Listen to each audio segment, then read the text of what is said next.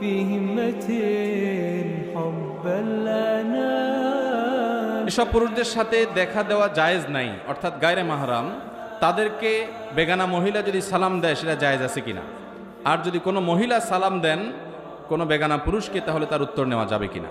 ভাইরা আমার, পুরুষ পুরুষকে সালাম দিবে, মহিলা মহিলাকে সালাম দিবে, কোনো সন্দেহ নাই।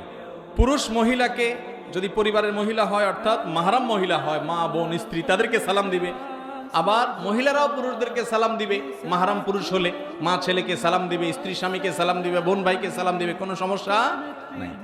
যদি পুরুষ আর মহিলা গায়রে মাহরাম হয়, অপরিচিত হয়, যাদের সাথে পর্দার বিধান প্রযোজ্য, এরকম যদি হয় তাহলে সেক্ষেত্রে সালাম দিবে কিনা। তো এটার উত্তর হলো, সাধারণ বিধান হলো এক্ষেত্রেও সালাম দিবে যদি ফিতনার ভয় আশঙ্কা না থাকে।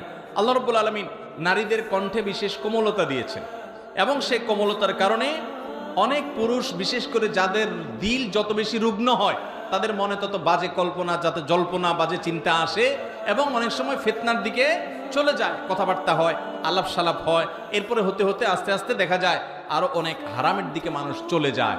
এরকম আশঙ্কা যদি থাকে তাহলে নারী পুরুষ একে অন্যকে এভাবে সালাম দিবে না। যদি দেয় তাহলে মনে মনে জবাব দিবে, যদি জবাব জোরে দিলে ফিতনার ভয় থাকে। বাকি সাধারণ অবস্থাতে জবাব দিতে পারবে। আল্লাহ কোরআনে বলেছেন, ওয়াকুলনা কাওলাম মারুফা, মেয়েরা তারা কথা বলবে, স্বাভাবিক কথা বলতে পারবে। কোরআন আয়াত থেকে বোঝা যায় তো এই স্বাভাবিক কথার মধ্যে সালামও থাকে।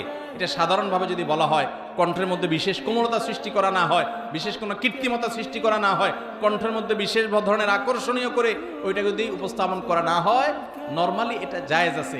ফিতনার আশঙ্কা থাকলে এটা করাকে অনেক ইমামগণ, ওলামা ইকরাম মাকরুহ বলেছেন। কথা কি বুঝাতে পারছি?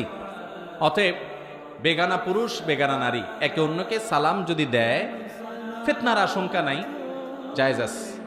কিন্তু ফিতনার আশঙ্কা আছে এরকম হলে, অর্থাৎ আপনার মনে বাজে চিন্তা আসতে পারে, একটা ইয়াং মেয়ে, ইয়াং ছেলে, নির্জন জায়গা বা পরবর্তী তাদের সাথে পরিচয় হতে পারে, কথা সামনে বাড়তে পারে, এবং এই সাউন্ডের কারণে, ভয়েসের কারণে নিজের মধ্যে মনে বাজে জল্পনা কল্পনা আসার আশঙ্কা আছে, তাহলে সালাম না দেওয়াই উত্তম।